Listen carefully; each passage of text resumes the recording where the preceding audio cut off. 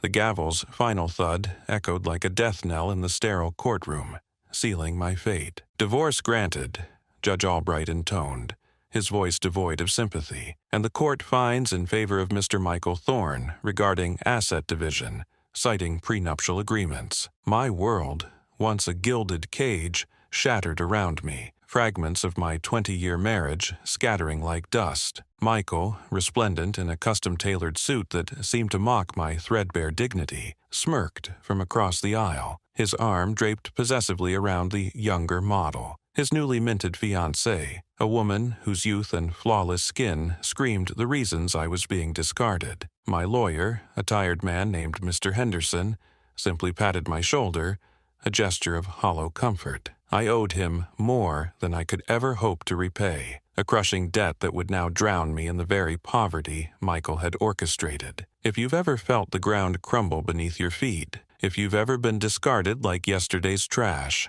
if you've been told you are utterly worthless, then you know this feeling. Hit that like button and subscribe to our channel. You won't want to miss how I clawed my way back from absolute zero, how I turned the tables on the man who thought he'd broken me beyond repair. I walked out of that courthouse into a blinding afternoon sun, feeling utterly naked, stripped of everything. My name, my home, my future, all gone, replaced by a gaping void. Michael had won. He had meticulously orchestrated this public humiliation, ensuring I was left with nothing but the clothes on my back and a mountain of legal bills I could never hope to pay. He even had the audacity to approach me outside, his voice dripping with feigned concern, a performance for the lingering reporters. "Eleanor," he began, "I know this is hard, but I'm not entirely heartless. Take one piece of furniture from the house, a parting gift, if you will, something to remember the good times." He gestured vaguely, his gaze dismissive, already calculating his next interview. "How about that old mahogany desk from my study? It's just gathering dust, worthless junk really, a sentimental piece for you, perhaps, since you always liked its antiquated charm." He smiled, a flash of teeth that held no warmth, no genuine empathy. The desk. It was an antique, heavy, imposing, a dark behemoth Michael had inherited, not chosen. He'd never cared for it, preferring sleek, modern designs for his minimalist aesthetic. He knew it would be too large for any place I could possibly afford, a constant physical reminder of the opulent life I'd lost, a monument to his cruel generosity. But I was too numb to argue, too defeated to refuse, too exhausted to even register the insult. "Fine," I whispered, my voice a dry rasp barely audible. "The desk." He nodded, a dismissive wave of his hand, already turning away, melting into the crowd with his new life, his new woman, leaving me standing on the cracked pavement,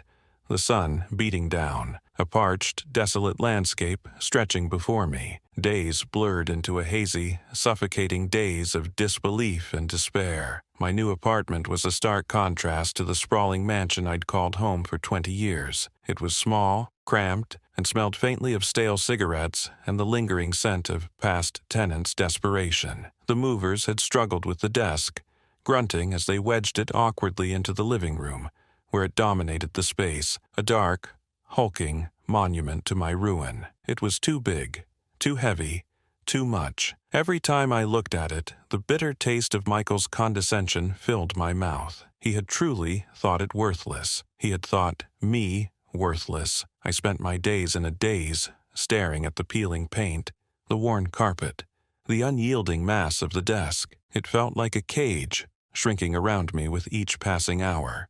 The silence was deafening, broken only by the occasional wail of a distant siren or the incessant drip of the leaky faucet in the bathroom. I had no job, no savings, no prospects. Friends I thought I had vanished, uncomfortable with my sudden poverty, with the raw edge of my humiliation. I was utterly alone. One afternoon, driven by an uncharacteristic urge to impose some order on the overwhelming chaos, I decided to clean the desk. It was a futile gesture, I knew, but anything was better than staring at the ceiling, better than letting the walls of my despair close in completely. I ran my hand over the dark, polished wood, tracing the intricate carvings, feeling the smooth, cool surface. My fingers brushed against a small, almost imperceptible seam, along the side of one of the large drawers, near the ornate brass pull. It wasn't quite flush, a tiny imperfection I'd never noticed in all the years it had sat in Michael's opulent study, overshadowed by his grand pronouncements and lavish displays of wealth. I pressed it, curious, a faint flicker of interest stirring in the stagnant pool of my apathy. Nothing. I tried again, pressing harder, then wiggling the wood gently. Following an instinct I didn't know I possessed, there was a faint click, barely audible above the drumming of my own heart. A tiny, thin panel, almost invisible against the dark grain of the wood, sprang open with a soft sigh. It revealed a shallow, narrow cavity, hidden expertly. My breath hitched. It wasn't empty. Inside, nestled snugly, were several yellowed, brittle envelopes, tied together with a faded silk ribbon, and beneath them, glinting dully in the dim light, was a small, tarnished brass key. My hand trembled violently as I reached inside, my fingers brushing against the rough paper of the envelopes, the cold metal of the key. A strange sensation, a potent mix of fear and an exhilarating jolt of something akin to hope, surged through me, replacing the dull ache of despair. What secrets had Michael overlooked in his haste to discard what he considered junk? What had he truly left behind in his callous, calculated act of dismissal? My world had been turned upside down, but perhaps, just perhaps, this wasn't the end. Perhaps it was only the beginning. I tore open the first yellowed envelope, my fingers fumbling with the brittle paper. It wasn't an old letter or a forgotten photograph, but a crisp, official-looking document. My eyes scanned the heading, Deed of Trust. Below it, in bold, unmistakable letters, The Pinnacle Towers, LLC. My breath hitched. The Pinnacle, Michael's crown jewel, the skyscraper that dominated the city skyline, the one he constantly boasted about. During the divorce proceedings, he'd claimed the original deeds were tied up in complex offshore trusts, hopelessly entangled, impossible to disentangle or value. Yet here it was, right in my trembling hands, dated years before we even married, meticulously signed and sealed. The ink was faded but legible. I ripped open the next envelope, then the next, a frantic energy seizing me. Each one revealed a new shock. The deed for the sprawling Malibu estate, the one he'd sworn was mortgaged to the hilt, its equity non-existent. The original incorporation papers for his primary holding company, Sterling Holdings, which he'd insisted was a labyrinth of shell corporations he barely controlled. Investment certificates for millions in untraceable bearer bonds. My hands shook so violently the papers rustled like dry leaves. He hadn't just lied. He had woven an intricate web of deceit, meticulously hiding these assets, then swearing under oath that they were inaccessible or worthless. The sheer audacity of it,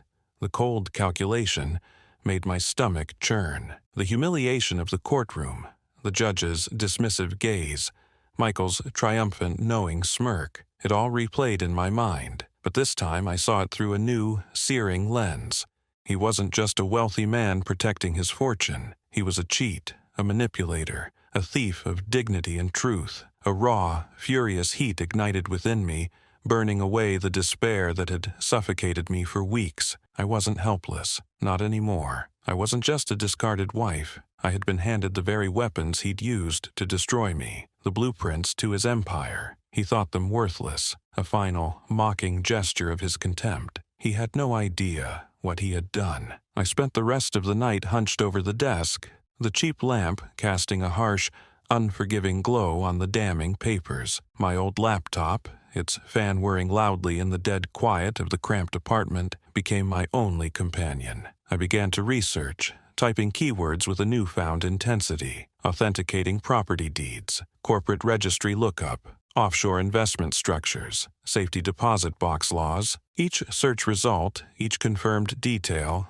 was like another brick in a fortress of evidence I was meticulously building. The names on the documents matched his known entities. The corporate seals were legitimate. The dates aligned perfectly with his public acquisition of these properties. He hadn't simply misplaced them, he had deliberately sequestered them, then sworn under oath they didn't exist in a discoverable form. My fingers traced the elegant script of a signature, Michael's own, on a document that effectively disproved his entire divorce testimony. The implications were staggering. As dawn approached, painting the sky a sickly gray through the grimy window, I sifted through the last few documents. Most were standard investment reports, albeit for staggering sums. But then, tucked away in a folder labeled Miscellaneous Expenses, I found it. A small, leather-bound ledger, no bigger than my hand, with no title. Its pages were filled with neat, precise columns of numbers,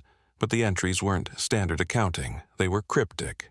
Dates, followed by large, irregular sums, and then a single initial, or a short, bizarre code. Project Nightingale, Asset Transfer 7B, Client X-Ray, Silent Shareholder. There were names I didn't recognize, foreign bank names, and a series of transactions marked Bearer Bonds, offshore, with no listed recipient. My blood ran cold. This wasn't just about hiding assets from a divorce settlement. This looked illegal, deeply, fundamentally illegal. My hands trembled, not from fear, but from the sudden, terrifying scope of what I had stumbled upon. Michael's empire wasn't just built on wealth. It was built on a foundation of something far darker, something that could bring him down completely. The small, tarnished brass key, which I now knew belonged to a safety deposit box mentioned in one of the documents, felt heavier in my palm. It was no longer just a means to an end, but a gateway to a truth far more dangerous than I could have imagined. I stared at the obscure entries, the chill of realization spreading through me. I was holding not just his fortune, but his secrets, and those secrets could be far more valuable and far more lethal than any property deed. My fingers traced the faded ink of the last entry on the ledger. Payment complete. Silence guaranteed.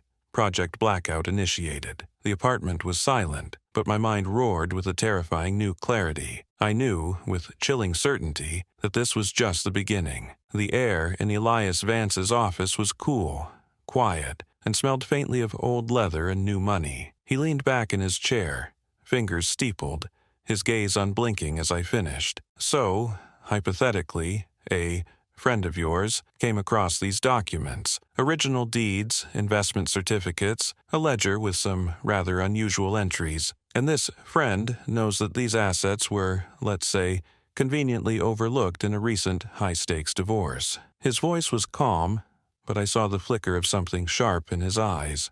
I kept my voice steady. Hypothetically, yes, and this friend is worried about the legal implications, of having them, of not having them, of what to do next. Elias nodded slowly, picking up one of the copied deeds I'd brought, turning it over in his hand. The legal implications, hypothetically, are immense. These aren't just copies, they're originals. They represent direct proof of asset concealment, perjury, and potentially, given the nature of some of these ledger entries, far more serious financial crimes. Your friend has inadvertently stumbled upon the Achilles heel of a very powerful individual. He paused, looking at me directly. This isn't just about a divorce settlement anymore, is it, Eleanor? My breath hitched. He knew, or he suspected strongly enough. No, I admitted, my voice barely a whisper. It isn't. Elias leaned forward, his calm demeanor shifting into focused intensity. Then we need a strategy. This isn't a game of chance.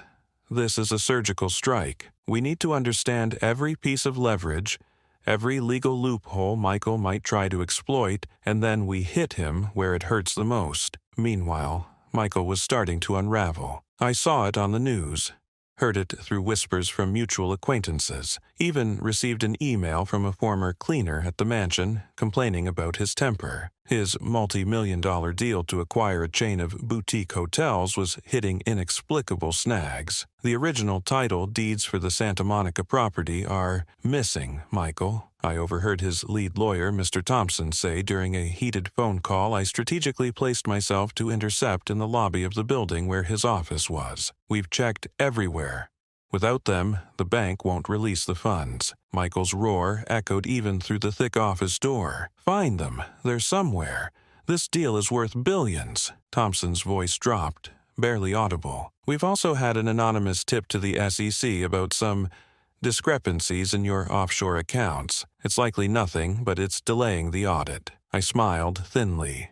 walking away before I could be seen. My anonymous tip had been a carefully crafted email sent from a burner phone, detailing just enough information from Michael's ledger to raise a red flag without revealing the source or the full extent of his hidden wealth. Elias had called it a probe, a test. See how he reacts. Over the next few days, Elias and I meticulously built our case. He explained every legal statute, every potential countermove Michael might attempt. "We don't want a messy fight, Eleanor," he'd said. "We want a swift, decisive victory. We want to expose him fully, legally, and without a shadow of a doubt." We discussed the best timing, the ideal court to file in, the specific charges we could bring. I felt a cold, calculated anger replacing the raw hurt. This wasn't about revenge. It was about justice. It was about reclaiming my life, not just financially, but my dignity. I made another move, more direct this time, but still untraceable. I sent a single, specific financial document,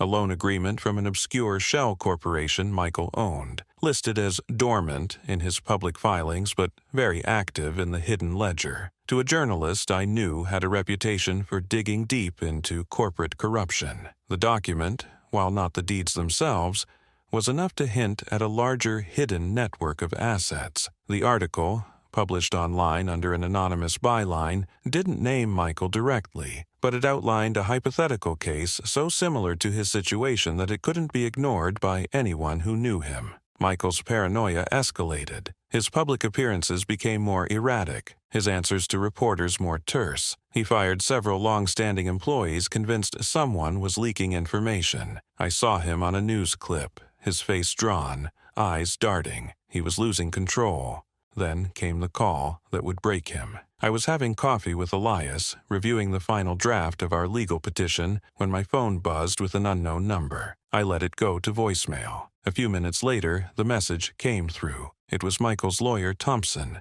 his voice tight with desperation. "Michael, you need to call me back immediately. The investors just pulled out of the hotel deal.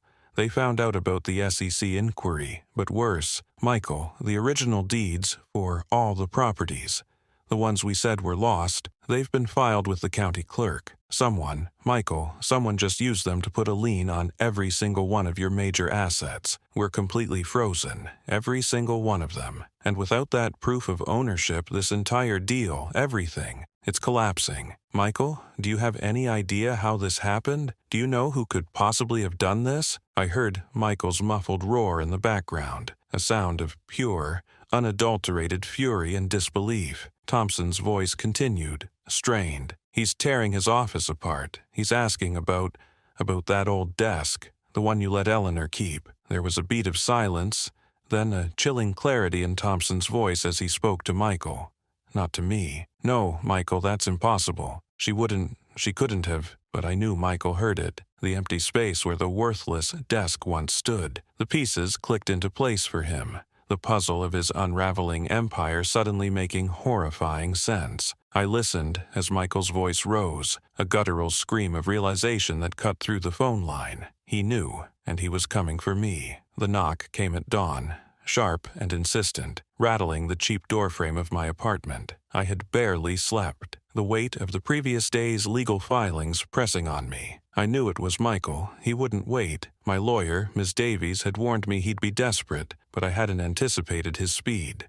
I pulled on a robe, walked to the peephole, and saw his face, contorted with a fury I hadn't witnessed since the earliest days of our divorce. His knuckles were white against the wood. "Eleanor, open this door, you manipulative bitch." His voice was raw, unhinged. The sound sent a shiver down my spine, but it was quickly replaced by a cold resolve. This wasn't the powerful, controlled Michael I knew. This was a cornered animal. I unlocked the door, but kept the chain on. He immediately tried to push it open, slamming against the chain. "What do you want, Michael?" I asked, my voice steady, surprising even myself. "You know what I want.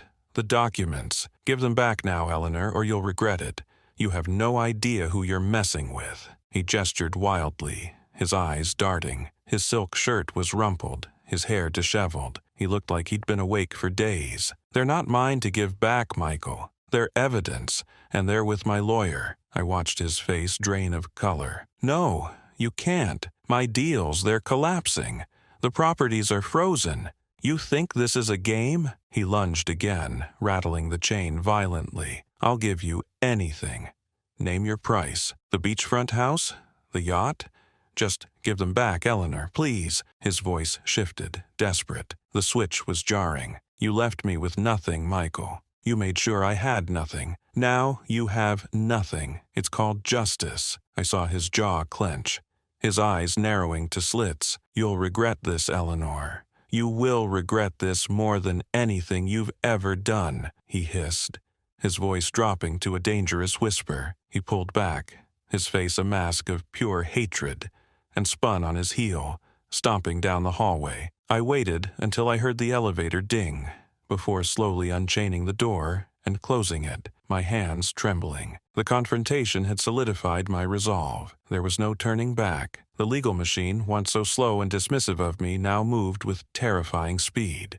With the original deeds and the corroborating documents from the desk, Miss Davies filed a new petition. It wasn't just about the divorce settlement anymore. It was about Michael's fraudulent concealment of assets, his attempts to mislead the court, and the clear evidence of his illicit financial dealings. The judge, presented with irrefutable proof, immediately issued an order for a full freeze on all of Michael's known assets. The investigations began. Accountants swarmed his offices. Lawyers from every side descended. Then came the news. It started locally. A small article in the business section. Major developers' assets frozen amidst fraud allegations. Within hours, it exploded. National media picked up the story. Billionaire's empire crumbles. Hidden deeds exposed. Wife's secret discovery unravels tycoon's fortune. My name, once whispered in pity, was now emblazoned across headlines. Photos of the antique desk,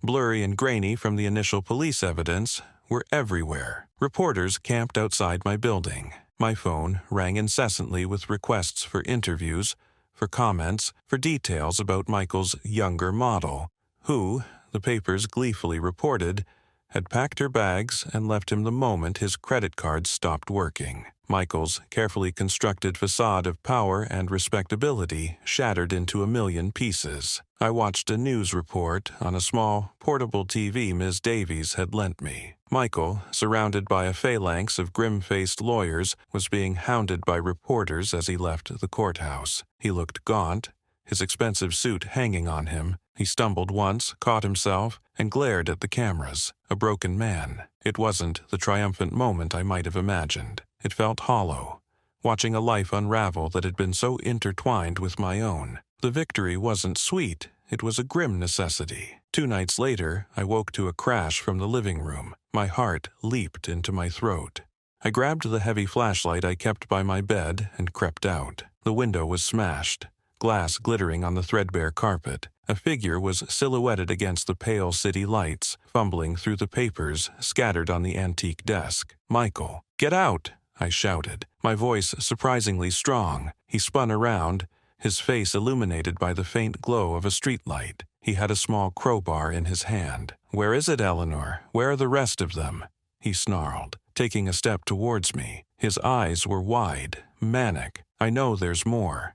The ledger, the codes, give them to me." I stood my ground, my hand gripping the flashlight like a weapon. "There's nothing else here. Everything is with the authorities." He lunged, not at me, but at the desk, slamming the crowbar into the drawers, tearing them open, scattering papers. He was desperate, frantic. I didn't move, my eyes fixed on him, my breath catching in my throat. The noise was deafening in the small apartment. He was destroying the very thing he sought, blindly tearing apart the vessel of his undoing. Suddenly, a siren wailed in the distance, growing louder. Miss Davies, anticipating Michael's desperation, had ensured my apartment was under discreet surveillance. Michael froze, his head snapping up. He looked at me, a flicker of something akin to fear in his eyes, then at the broken window, then back at me. The siren was practically outside. He dropped the crowbar with a clatter, scrambled back through the shattered window,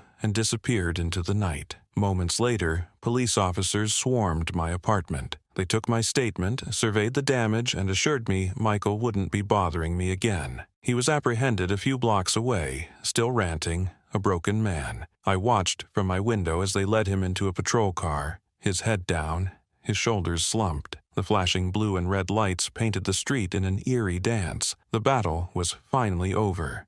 The victory was mine. But the quiet emptiness of the apartment, the shattered glass, and the gaping hole where my life used to be, now felt more daunting than ever. I had won. But what had I won? The task of rebuilding, of finding a new path, stretched before me, immense and uncertain. The police led Michael away in handcuffs, his face contorted in a mask of disbelief and fury. I watched from my window as the squad car pulled out, its blue lights painting fleeting streaks across the damp pavement. The silence that followed was deafening, a sudden absence of the storm that had raged for months, years even. My lawyer, Mr. Davies, arrived minutes later, calm and efficient. "Excellent work, Eleanor," he said, his voice low. His desperate act just sealed his fate. The break-in, the attempt to destroy evidence, it's all on record now. The original deeds and ledgers you provided were irrefutable. We moved quickly to secure freezing orders on all his remaining assets.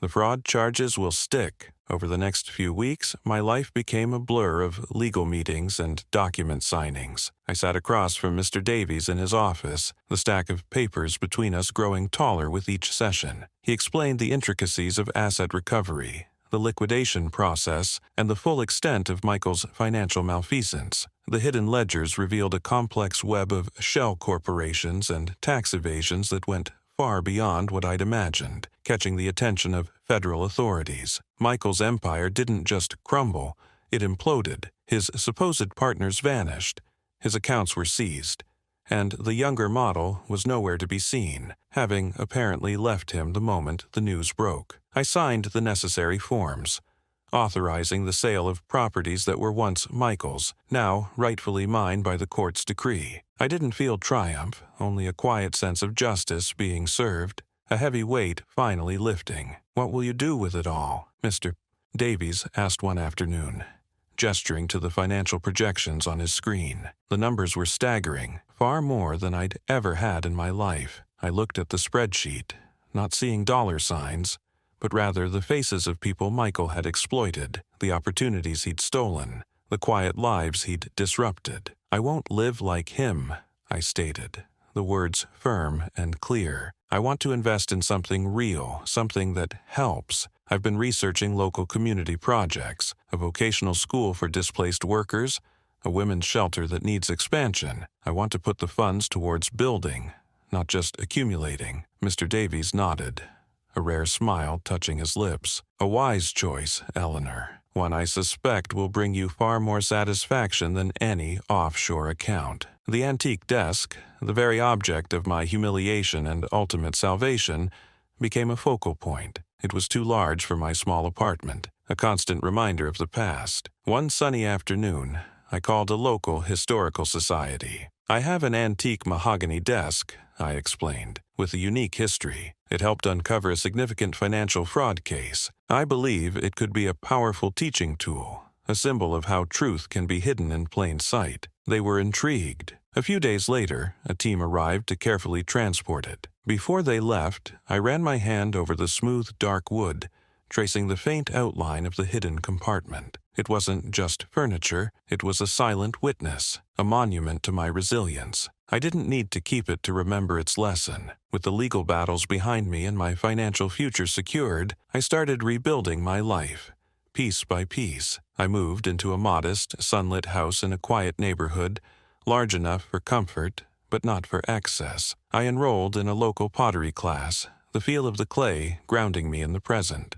I started volunteering at the very women's shelter I had helped fund, finding purpose in listening to other women's stories, offering a hand up where I could. The raw vulnerability I had felt during the divorce slowly transformed into a quiet strength. I reconnected with old friends, some of whom had drifted away during my marriage to Michael. We shared meals, laughter, and the simple comfort of genuine companionship. There were no grand pronouncements, no dramatic declarations of freedom, just the steady, reassuring rhythm of a life lived authentically. Months turned into a year. One crisp autumn morning, I walked through a park, the leaves crunching under my boots. I wasn't rich in the way Michael had been, but I was wealthy in a way he could never comprehend. I had my integrity, my independence, and a quiet sense of peace that no amount of money could buy. I carried my own burdens, but they were of my own choosing. I had faced the storm, not just survived it,